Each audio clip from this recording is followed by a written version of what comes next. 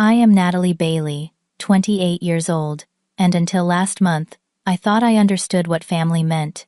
My grandmother Eleanor was my rock, my confidant, the one person who truly saw me.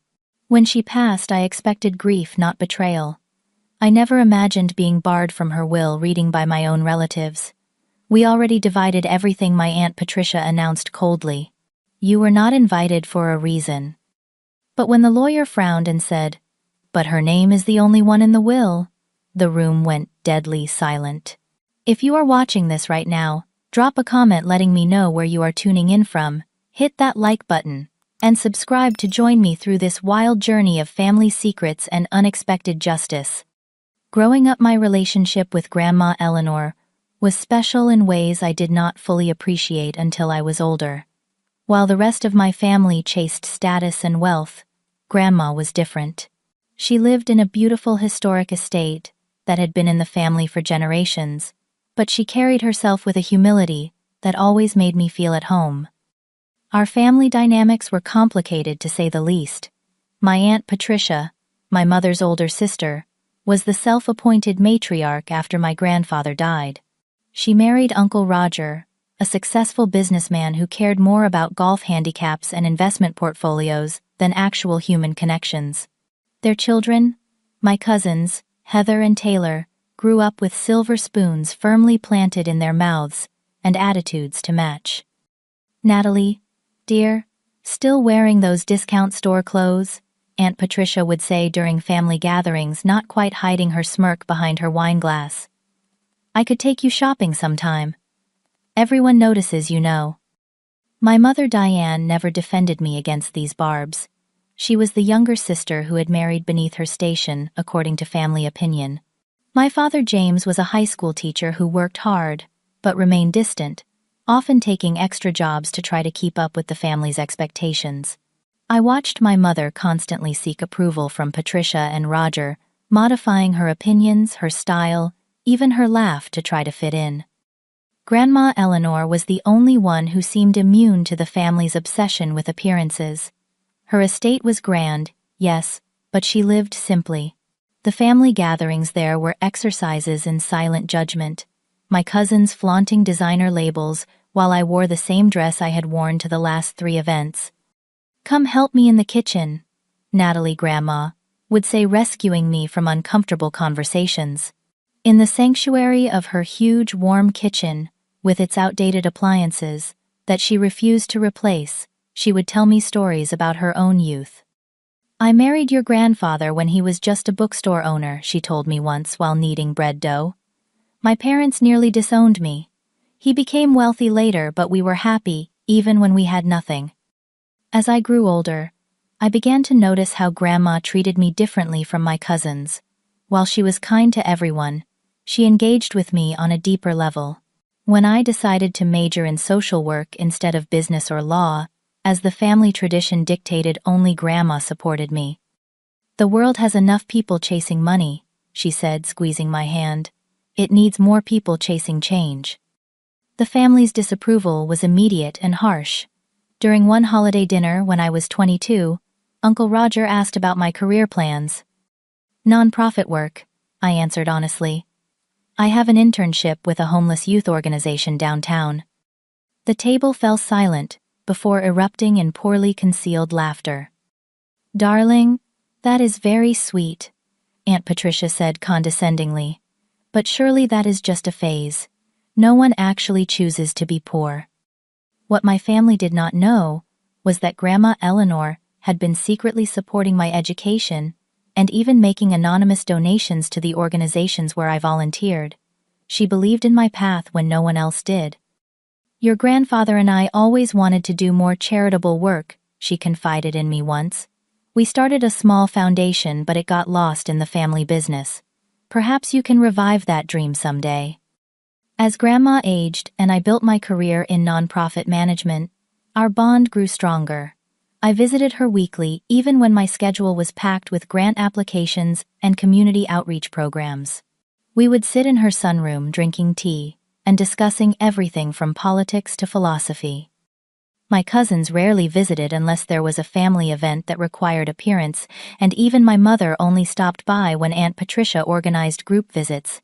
Yet they all claimed to be close to Grandma, posting carefully staged photos with her on social media, with captions about precious family time. The family's resentment toward me grew with each passing year. They saw my relationship with Grandma as threatening somehow, as if love was a finite resource that I was hoarding. Little did I know that this jealousy would eventually explode into something much uglier, something that would reveal the true nature of the people I called family. By the time I turned 26, I had established myself in the nonprofit sector, working as a program director for an organization that provided educational resources to underprivileged communities. The pay was modest, but the work fulfilled me in ways that my family could never understand. Despite my busy schedule, I maintained my weekly visits to Grandma Eleanor, bringing her books, sharing stories about my work, and simply enjoying her company. It was during one of these visits that I first noticed the significant decline in her health. Her hands trembled slightly as she poured tea, and she seemed to tire more easily than before. "Have you seen a doctor recently, Grandma?" I asked, concerned by the new pallor in her complexion. "Dr. Lewis visits every month now," she said dismissively. "Just old age catching up with me, dear. Nothing to worry about." But there was plenty to worry about. Within weeks of noticing these changes, I learned that Grandma had been diagnosed with congestive heart failure. The prognosis was unclear. She might have years left, or only months. This news spread through the family quickly and suddenly. Relatives who had been too busy to visit for years were making regular appearances at the estate. "We simply must move you to a facility with proper care," Aunt Patricia insisted during a family dinner, celebrating Grandma's 85th birthday. I had planned a small, intimate gathering, but Patricia had overridden my plans, inviting extended family and even business associates of Uncle Roger. "I am perfectly comfortable in my own home," Grandma replied firmly. "Natalie has arranged for a nurse to check on me daily, and that is sufficient." Patricia shot me a venomous look. "Natalie seems to think she knows what is best for everyone. Tell me, dear niece, what medical qualifications do you have exactly?" The room grew uncomfortably quiet. I took a deep breath before responding. "I consulted with Grandma's doctors and followed their recommendations. They believe familiar surroundings are better for her overall well-being." "How convenient that those recommendations keep you in control of the situation," Patricia snapped. That was when I finally stood up for myself. This is not about control. This is about respecting Grandma's wishes and her dignity. If you were here more often before she got sick, you might know what those wishes are. The explosion was immediate. Patricia called me ungrateful and accused me of trying to manipulate Grandma for financial gain. Uncle Roger suggested that my nonprofit work was just a cover for my laziness and inability to succeed in the real world. Even my cousins joined in Heather, suggesting that I had brainwashed Grandma against the family. My mother sat silently, eyes downcast, while my father awkwardly suggested we all calm down. But the damage was done. From that moment forward, I was labeled the family opportunist, the ungrateful charity case, who was taking advantage of an elderly woman's affection. Patricia began a campaign against me, calling other family members to spread rumors. She even contacted Grandma's friends, suggesting that I was isolating her for my own purposes. The worst part was that these tactics worked. People began to look at me differently, and my access to Grandma became increasingly restricted. "Your aunt thinks it would be best if visits were scheduled through her," the new daytime nurse told me when I arrived for my usual Wednesday afternoon visit. "Apparently Miss Eleanor has been very tired after your visits." I was heartbroken, but refused to give up. I called instead of visiting, though those calls became shorter as Grandma's energy waned. During one of our last meaningful conversations about 3 months before she passed, Grandma seemed unusually urgent. "Natalie, there is something in the attic I want you to have," she said, her voice stronger than it had been in weeks. "A wooden box with brass corners in the north corner under the eaves. Will you get it for me next time?" "Of course, Grandma. What is in it?" Just some old memories that might make more sense to you than anyone else, she replied cryptically. And a key. The key is important, Natalie. I promised to retrieve the box on my next visit, but when I arrived the following week, I was turned away at the door by Uncle Roger, who claimed Grandma was too tired for visitors. I tried again several times with the same result. In desperation, I came very early one morning, hoping to speak with the night nurse before she left. The night nurse Rachel was more sympathetic than her daytime counterpart. She asks about you, Rachel confided. I can give you 15 minutes while I file my report, but if anyone catches you, I never saw you. I slipped upstairs and found Grandma asleep. Not wanting to wake her, I crept to the attic, instead determined to fulfill at least part of my promise. I found the box exactly where she had described it and opened it carefully. Inside were bundles of old letters, photographs I had never seen before, and a small brass key attached to a faded ribbon. I closed the box and took it with me, intending to bring it to Grandma when she woke. But as I descended the attic stairs, I heard voices below. Aunt Patricia had arrived early. Rather than cause a scene, I slipped the box into my bag and left through the service entrance, planning to bring it on my next successful visit, but that visit never came. 2 weeks later, my mother called to tell me Grandma had been moved to the hospital. 3 days after that, she was gone. I had not even had the chance to say goodbye. The wooden box remained in my apartment, unopened after my initial discovery. Something told me that whatever secrets it contained were meant for after Grandma was gone. I had no idea just how prophetic that feeling would prove to be. The news about the will reading came not from a formal notification, but from a group text my cousin Taylor sent, presumably by accident. Will reading at Grandma's house Thursday at 2:00 p.m. Professional attire expected it. Read followed quickly by, "Oops, wrong group chat." Despite the clear implication that I was not supposed to be informed, I decided to attend. Grandma Eleanor was my grandmother too, and regardless of family tensions, I deserved to be there for this final chapter. I spent Wednesday night preparing myself emotionally, selecting a simple black dress that was respectful, yet professional. I even dug out the pearl earrings Grandma had given me for my college graduation, the only piece of family jewelry I owned.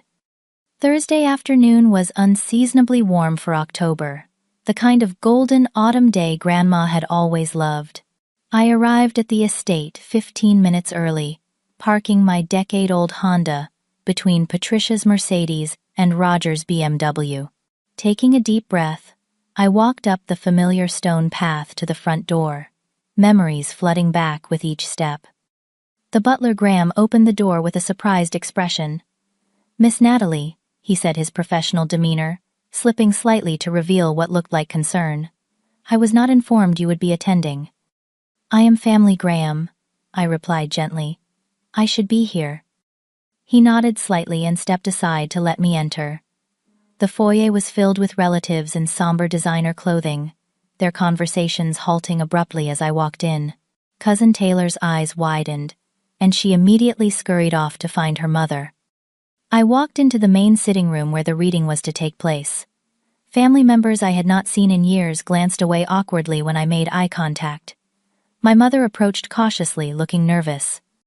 "Natalie, honey, I did not know you were coming," she whispered, glancing over her shoulder. "Patricia is organizing everything." "I saw the group text," I explained. "I have every right to be here." Before my mother could respond, Aunt Patricia marched into the room, her face contorted with barely controlled anger. Uncle Roger followed close behind, his hand on her elbow, as if restraining her. "What are you doing here?" Patricia demanded, not bothering to lower her voice. "This is a private family meeting." "I am family," I replied, struggling to keep my voice steady. "Grandma was my grandmother too." Patricia laughed, a cold sound devoid of humor. "Family. You have not acted like family. You manipulated a sick old woman and turned her against the rest of us. You were not invited for a reason." People were staring now, some with undisguised curiosity, others with discomfort. I felt my cheeks burning but stood my ground. I never manipulated anyone. I simply loved her, and spent time with her, which is more than most people in this room can say. "How dare you?" Patricia hissed. "We already divided everything according to what Grandma would have wanted. You were excluded because of your behavior. Everyone knows you were just after her money." The accusation stung like a physical slap. That is not true. I never asked Grandma for anything. "Please," Patricia scoffed. "Your little poverty tourism career was not fooling anyone. We all know you expected Grandma to bail you out of your poor life choices." My mother finally spoke up, though her voice was timid. "Patricia, maybe we should just let her stay. What harm could it do?" "Stay out of this," Diane Patricia snapped. "You never could control your daughter. That is why she turned out this way."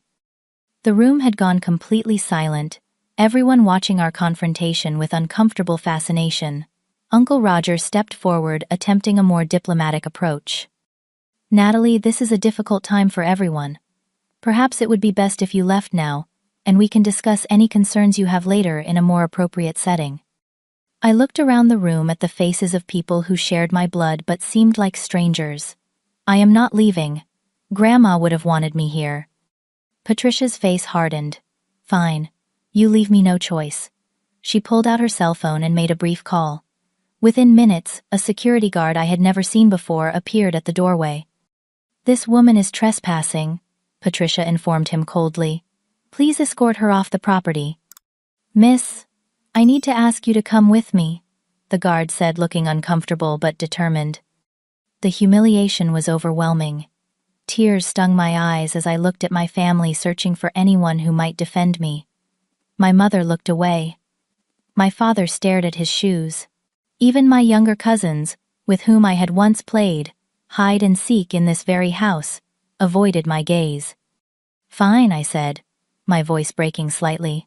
"I will go, but Grandma would be ashamed of all of you right now." I walked out with as much dignity as I could, muster the security guard following a respectful distance behind me. Once outside, I made it to my car before the tears came in earnest. I sat behind the wheel, sobbing like I had not done since I was a child.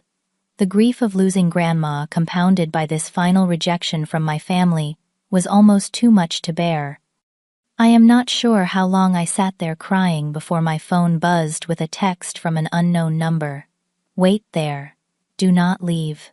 Alexander Morris, Eleanor's attorney." I wiped my tears with the back of my hand, checking my reflection in the rearview mirror. I looked like a mess. Mascara streaked down my cheeks, eyes puffy and red.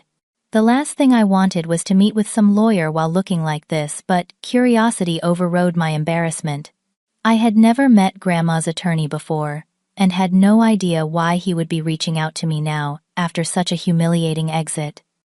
5 minutes later, a tall man in a charcoal gray suit approached my car.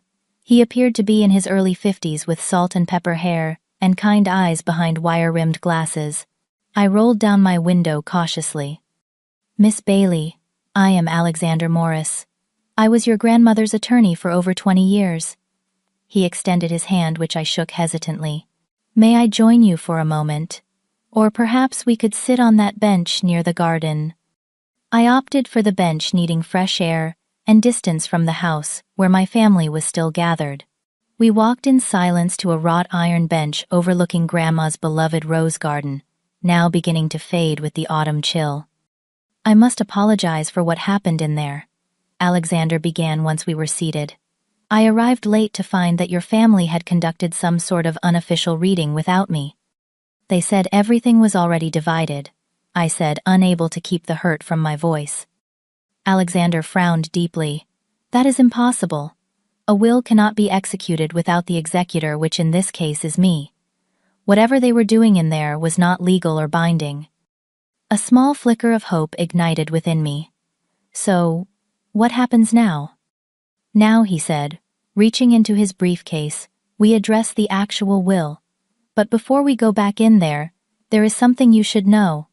He hesitated, seeming to choose his words carefully. "Your name is the only one in the will, Miss Bailey." I stared at him in disbelief. "What? That cannot be right. What about my mother?" my aunt, the rest of the family. There are conditions and stipulations for the others, he clarified, but the primary beneficiary is you. Your grandmother was very specific about her wishes. He handed me a document in a blue folder. This is a copy of the will. You can review it before we return to the house. With trembling hands, I opened the folder and scanned the first page. There it was in black and white. I, Eleanor Margaret Bailey, being of sound mind, do hereby bequeath the entirety of my estate to my granddaughter, Natalie Grace Bailey.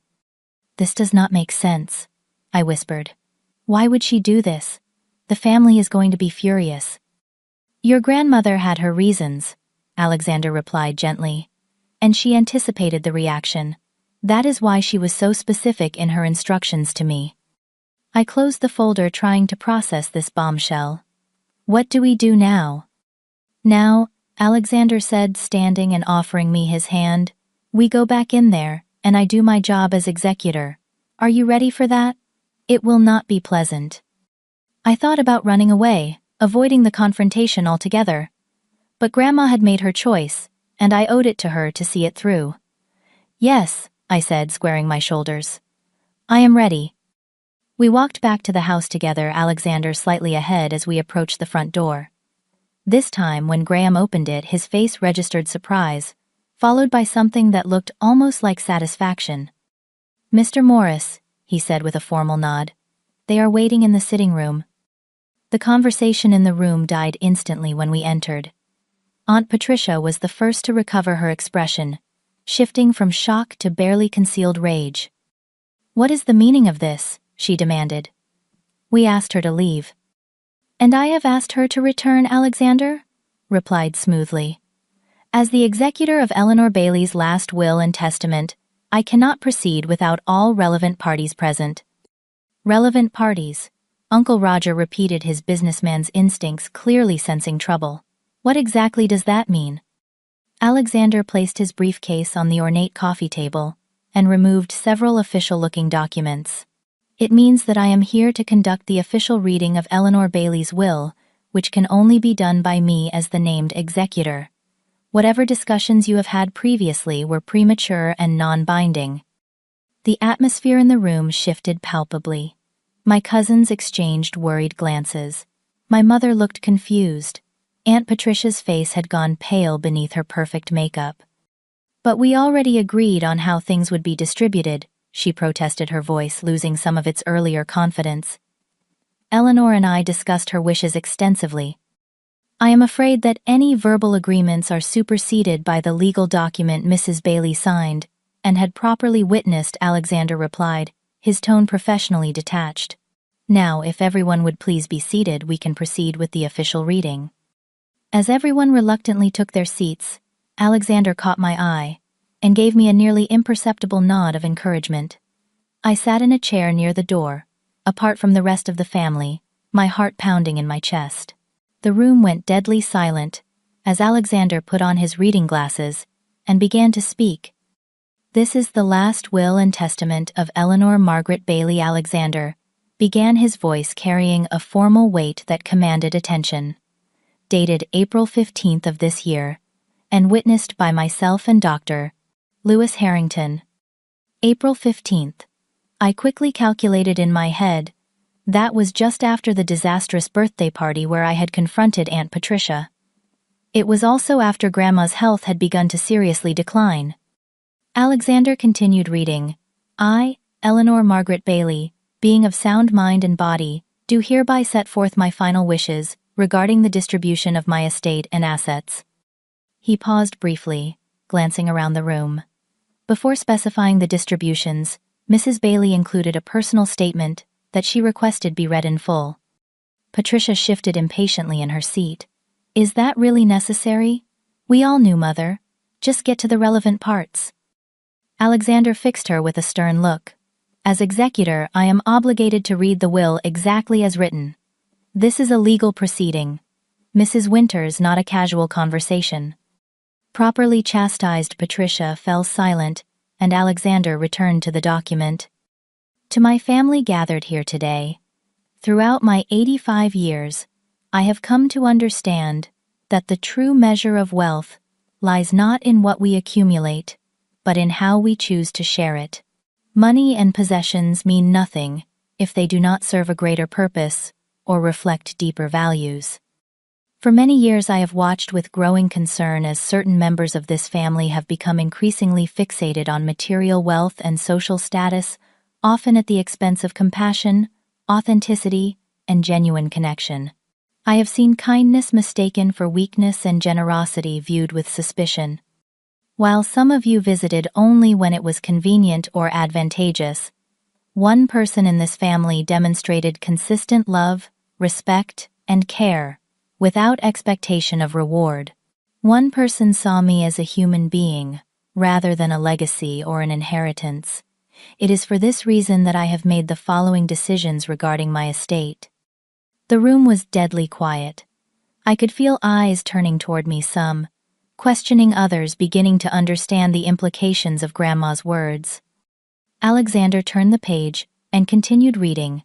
I hereby bequeath the entirety of my estate, including the family home, all financial assets, investments, and personal property, to my granddaughter Natalie Grace Bailey. The explosion was immediate and deafening. "This is outrageous!" Aunt Patricia shrieked, leaping to her feet. She obviously manipulated Mother when she was vulnerable and sick. "That cannot be legal," Uncle Roger declared, his face flushing deep red. "Eleanor was not in her right mind. We will contest this." My cousins began talking over each other, Heather actually bursting into theatrical tears, while Taylor shouted about family betrayal. More distant relatives murmured in shocked disbelief. I sat frozen in my chair, unable to process what was happening. The entire estate, Grandma had left me everything. It seemed impossible, overwhelming, and frankly terrifying. Alexander waited patiently for the initial uproar to subside, before raising his hand for silence. "If I may continue, there are additional stipulations." The room gradually quieted, everyone too anxious to hear the rest to maintain their outbursts. "While the estate in its entirety is bequeathed to Natalie Bailey," Alexander read, "Mrs. Bailey has established a series of conditional bequests to other family members." Hope visibly surged through the room, people sitting up straighter, expressions shifting from outrage to calculation. "These conditional bequests," Alexander continued, "are dependent upon the treatment of Natalie Bailey by the family members in question, both prior to my death and in the aftermath of this will reading." The silence that followed was absolute. I could almost see the wheels turning in everyone's heads as they mentally reviewed their interactions with me. Mrs. Bailey maintained detailed records of family interactions, correspondence, and behavior. Alexander explained, setting aside the will to reference another document. She also consulted with me regularly about her observations. My mind flashed to the wooden box in my apartment. The letters, the photographs, they must have been part of this documentation. Each potential beneficiary has been assessed according to criteria Eleanor established, Alexander continued. These include, but are not limited to, demonstrated respect for Natalie's, support for her career choices, inclusion in family events, and abstention from disparaging remarks about her character or motivations. Uncle Roger cleared his throat. "And who exactly made these subjective judgments? How can we verify any of this?" "Mrs. Bailey kept extensive notes," Alexander replied calmly. "Additionally, she employed the services of Westlake Investigations to document certain incidents she found particularly concerning." Private investigators. The revelation stunned me as much as everyone else. Grandma had been quietly building a case, watching and documenting everything. "This is insane," Patricia declared. "My own mother spied on us." She protected her granddaughter from what she perceived as a coordinated campaign of isolation and emotional abuse, Alexander corrected. "And based on my observation of events today, her concerns appear to have been well-founded."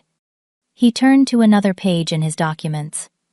"Now regarding the specific conditional bequests, Mrs. Bailey established a trust of $5 million to be distributed among family members, according to the assessment metrics I mentioned. Based on the documentation provided to me, I regret to inform you that currently none of the family members present have qualified for their portions. The resulting chaos made the previous outburst seem mild by comparison. Accusations flew across the room, most directed at me, some at Alexander, and others at Grandma herself. Uncle Roger threatened lawsuits, Patricia called me manipulative and deceitful, and several cousins suggested I had somehow coerced or tricked Grandma into this decision. Through it all, Alexander remained calm, occasionally referencing specific documents when particularly egregious claims were made. On March 10th, he noted at one point Mrs. Winters instructed the household staff to inform Natalie that her grandmother was unavailable for visits, despite Mrs. Bailey specifically asking to see her granddaughter that day. Patricia paled visibly at this specific call-out, then quickly recovered. Mother was confused. She needed rest, not emotional disturbances. Dr. Harrington's notes from that day indicate Mrs. Bailey was lucid and in good spirits, Alexander countered. He specifically recommended family visits as beneficial to her mental health. As the arguments continued, I noticed my mother sitting quietly, tears streaming down her face. Unlike the others, she had not joined in the accusations. When our eyes met across the room, she quickly looked away, guilt evident in her expression. Finally, when the initial storm of protests had somewhat subsided, Alexander raised his voice slightly. I should note that Mrs. Bailey anticipated these reactions. She had her mental competency officially evaluated 3 separate times during the drafting of this will, specifically to address any potential challenges. The will is legally bulletproof. He then turned to me directly. Miss Bailey, your grandmother left you a private letter as well. Would you like to receive it now or later in private? All eyes turned to me. After a moment's hesitation, I replied, later, please. Alexander nodded and returned to addressing the room. The conditional bequests remain available to qualified family members for a period of 1 year following this reading. Mrs. Bailey was very clear that she hoped reconciliation would be possible, though she left the terms of that reconciliation entirely in Natalie's hands. And with those words, every calculating gaze in the room shifted to me. In the span of an hour, I had gone from family outcast to the sole arbiter of their financial futures. The realization was as terrifying as it was surreal. The formal will reading concluded with Alexander providing me with contact information and arranging a private meeting for the following day to discuss the details of the estate. As family members began to disperse their shock, giving way to strategic thinking, I found myself approached from all sides. Natalie, sweetie, Aunt Patricia said, her voice honey-sweet, in a complete reversal from her earlier venom. This must be so overwhelming for you. Why do not you? Come, stay with Roger and me for a few days. We have plenty of room, and we can help you navigate all these complicated legal matters. The transparent attempt to manipulate me was almost laughable. Thank you, but I will be fine at my own apartment, I replied neutrally. Uncle Roger tried a different approach, sidling up with a businesslike demeanor. You know, Natalie, managing an estate of this size requires considerable financial expertise. I would be happy to partner with you on investment strategies. In fact, we could create a family business venture that would benefit everyone. I will consider all options carefully, I said, deliberately vague. My cousins were even more obvious, with Taylor suddenly recalling how much fun we had as children, and Heather mentioning a charity gala. She thought I might want to attend now that you will be a woman of means. I excused myself from these transparent overtures and headed toward the door, desperate for fresh air and space to process everything. As I reached the foyer, my mother caught up with me, her eyes red from crying. Natalie, please. Can we talk for a moment? Just the two of us? Despite my emotional exhaustion, I nodded and followed her into a small side room that had once been Grandma's music room. The grand piano stood silent and dusty, unused, since Grandma's health had begun to fail. As soon as the door closed behind us, my mother broke down. I am so sorry, Natalie. I should have stood up for you. I should have been stronger. Why were not you? I asked the question that had been burning inside me for years, finally emerging. All those times Aunt Patricia belittled me. All those family gatherings where I was treated like an outsider. Why did you never say anything? My mother sank onto the piano bench, looking smaller and older than I had ever seen her. I was afraid, she admitted. After I married your father, Patricia made it clear that my place in the family was conditional on my behavior. When you chose a different path, I was caught in the middle. You chose her over me, I said quietly. Your own daughter. I thought I could protect you better by staying in their good graces, she said, though the excuse sounded hollow, even to her. I thought if I challenged them directly, they would cut us off completely. But they did anyway, I pointed out. They cut me off from Grandma when she was dying. Did you know that? My mother's face crumpled. I suspected, but Patricia said it was on doctor's orders. I should have questioned it more. I should have done so many things differently. We sat in silence for a long moment, years of unspoken hurt hanging between us. Natalie, my mother finally said, I know I do not deserve your forgiveness, but please know that I love you. I have always been proud of you, even when I was too weak to say it. Part of me wanted to reject this belated declaration to hold on to the anger that had protected me for so long.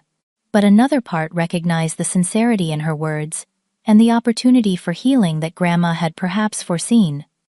I need time, I said eventually. This is all too much to process right now. She nodded, understanding. Of course. Please do not shut me out completely. As we left the music room, I noticed Alexander speaking with Graham near the front door. He caught my eye and approached. Miss Bailey, there is something else you should know, he said quietly. Your grandmother asked me to tell you that the wooden box, I believe you know which one, contains additional information she wanted you to have before making any decisions about the conditional bequests. I nodded, thinking of the box waiting in my apartment. Thank you, Mr. Morris. I will look at it tonight. The drive home from the estate was surreal. I kept expecting to wake up from what felt like an impossible dream, or nightmare depending on which aspect I focused on. The inheritance itself was overwhelming enough, but the responsibility Grandma had placed on me regarding the rest of the family felt almost crushing. Once home, I went straight to the wooden box I had retrieved from the attic months ago. Opening it again, I examined the contents more carefully. The photographs showed Grandma in her younger years, with people I did not recognize, including a young man who was definitely not my grandfather. The letters were correspondence between Grandma and this same man, spanning decades. The final letter, dated just 2 years ago, revealed that he had been her first love, separated by family disapproval and social expectations. I chose security and family approval over love, she had written in a journal tucked beneath the letters. It has been my lifelong regret, one I do not wish for Natalie to repeat. Deeper in the box, I found detailed accounts of incidents involving my family, times when Patricia had intercepted my calls, when family members had spoken cruelly about me behind my back, when I had been deliberately excluded from gatherings. Grandma had documented it all, building a case not just for her will, but for my eyes as well. Most shocking was a series of emails printed out between Patricia and the daytime nurse, explicitly instructing her to limit my access to Grandma. We cannot have her influencing Mother's decisions at this vulnerable time, Patricia had written. Financial matters are being settled, and Natalie's interference could be problematic. The evidence was damning and heartbreaking. My family had not just neglected me, they had actively worked to separate me from the one person who truly accepted me. Over the next week, I met several times with Alexander to discuss the estate. The inheritance was even larger than I had initially understood. Not just the house and liquid assets, but investment portfolios, art collections, and partial ownership in several businesses. It was overwhelming, but Alexander patiently walked me through everything, explaining Grandma's financial strategies and the infrastructure she had established. Your grandmother was quite savvy, he told me during one meeting. She restructured much of her estate over the past 5 years, focusing increasingly on ethical investments and philanthropic ventures. That sounds like her, I said, smiling at the memory of our conversations about responsible wealth. 2 weeks after the will reading, I called a family meeting at the estate. Everyone attended, of course. Their potential inheritances depended on it. The atmosphere was tense but artificially polite, everyone on their best behavior. I had spent days considering what to do, reviewing Grandma's documentation, and reflecting on what she would have wanted. When everyone was gathered in the main sitting room, I stood before them nervous but determined. "Thank you all for coming," I began. "I have given a lot of thought to Grandma's wishes and the conditional bequests she established." The room was silent, all eyes focused intently on me.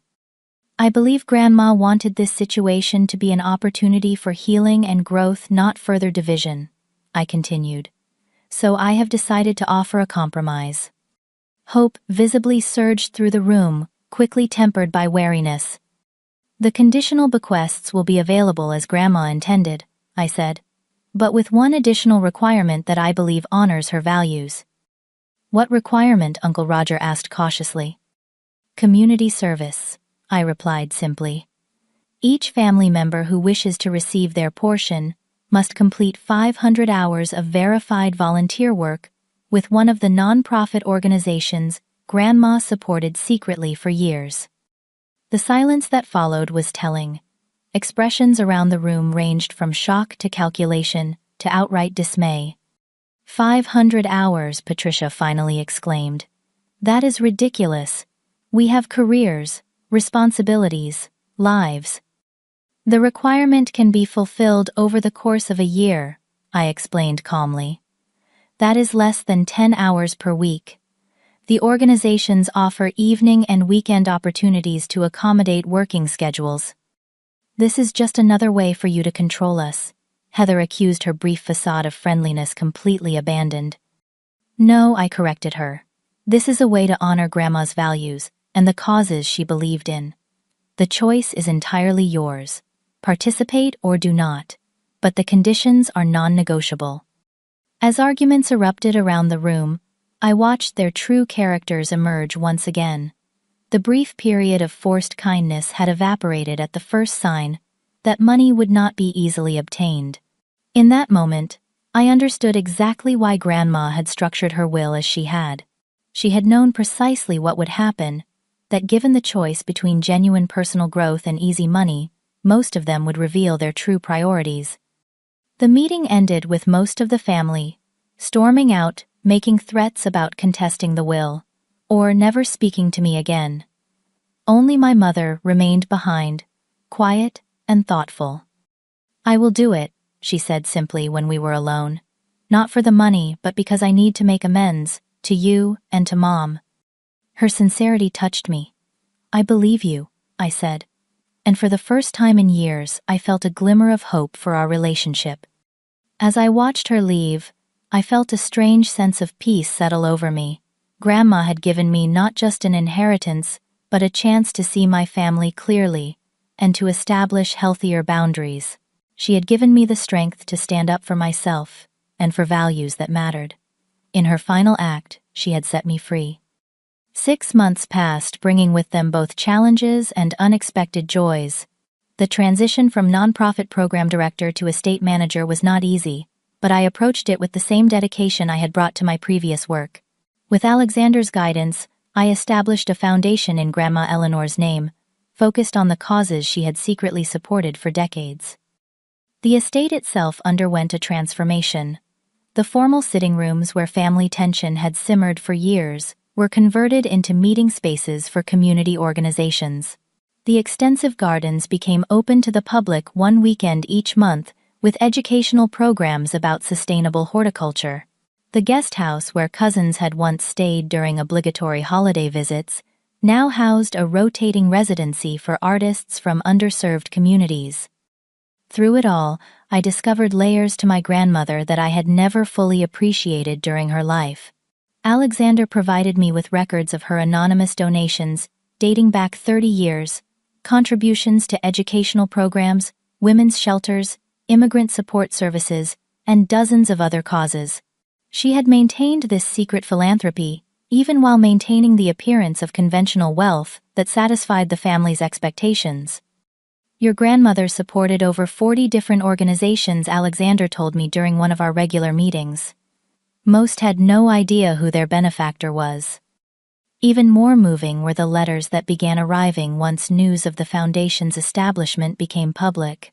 People whose lives had been touched by Grandma's generosity wrote to share their stories, scholarships that had enabled first-generation college students to graduate debt-free medical treatments that had saved lives, small businesses launched with microloans that had grown into thriving enterprises.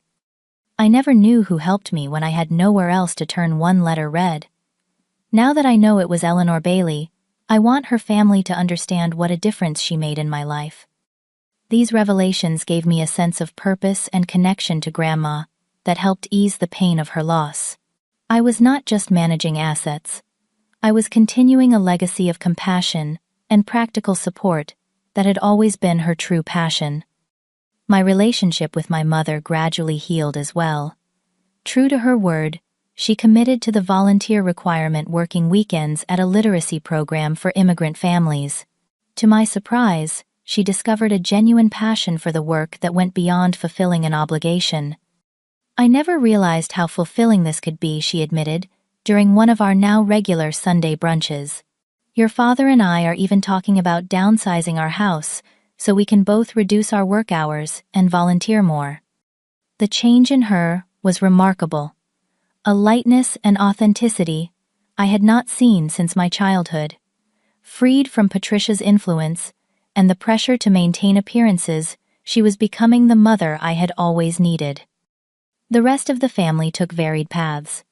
Aunt Patricia and Uncle Roger followed through on their threat to contest the will, but as Alexander had promised, Grandma's legal preparations were impeccable. After a brief and expensive legal battle, they withdrew their challenge and cut off contact completely. Most of my cousins followed their parents' example, choosing resentment over reconciliation. Taylor, however, surprised everyone by quietly approaching me about the volunteer requirement. "I do not expect you to believe me," she said during an awkward coffee meeting, "but I have been thinking a lot about Grandma and what she valued. I would like to try to understand that better." Her sincerity seemed genuine, and over the following months, she became a regular volunteer at a youth arts program. Our relationship remained cautious but gradually warmed as we found common ground in creative approaches to community support. Alexander Morris, initially just Grandma's attorney, became a valued mentor and friend. His decades of experience with wealthy families and philanthropic structures proved invaluable as I navigated my new responsibilities. "Your grandmother was one of my favorite clients," he confided during a dinner celebrating the foundation's 6-month milestone. "Most people with her resources were focused solely on preservation and growth. Eleanor always asked first, 'How can this money do the most good?'" The wooden box from the attic continued to yield insights as I gradually worked through its contents. The most precious discovery came near the bottom: Grandma's personal journal, spanning the last 5 years of her life. Its final entries, written in an increasingly shaky hand, were addressed directly to me. "My dearest Natalie," she had written, "by the time you read this, I will be gone. I want you to know that watching you grow into the compassionate, principled woman you have become has been my greatest joy. Where others in our family chose status and appearance, you chose substance and authenticity. That is why I am entrusting you with everything I have built." Her words brought both tears and clarity. The inheritance was never meant as a reward or a punishment for the family, but as a tool placed in the hands of the person she trusted to use it wisely.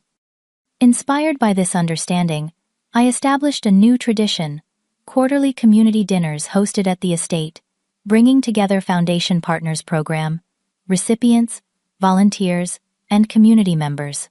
The first such gathering coincided almost exactly with the 1-year anniversary of Grandma's passing. As I looked around the dining room that had once hosted tense family holidays, now filled with diverse faces and genuine conversation, I felt Grandma's presence more strongly than I had since her death. This was her true legacy, not the assets or the property, but the connections formed and the lives improved through purposeful generosity. To Eleanor, Alexander proposed a toast, raising his glass. Who understood that the true value of wealth lies in how we share it. To Eleanor, the room echoed, many eyes damp with emotion. Later that evening, as the last guests departed, I walked through the gardens Grandma had loved so much, reflecting on the extraordinary journey of the past year. The inheritance had brought challenges I never anticipated, but also opportunities I never could have imagined. Through it all, I had discovered strengths within myself that I had not known existed. True family, I had learned, was not always defined by blood. It could be built through shared values, mutual respect, and genuine care for one another's well-being. Grandma had known this all along, and had given me not just her material assets, but the freedom to create a different kind of family around me. As the stars emerged in the clear night sky, I made a silent promise to my grandmother to continue building on the foundation she had established, to use the resources she had entrusted to me with wisdom and compassion, and to never lose sight of the true purpose of privilege, to lift others up alongside you. What would you do if you suddenly inherited wealth, but it came with the responsibility to heal family wounds? Would you use it as leverage or as a bridge to understanding? I would love to hear your thoughts in the comments below. And if this story resonated with you, please like, subscribe, and share with someone who might need to hear that true wealth lies in how we treat each other, not what we possess. Thank you for joining me on this journey of healing and discovery.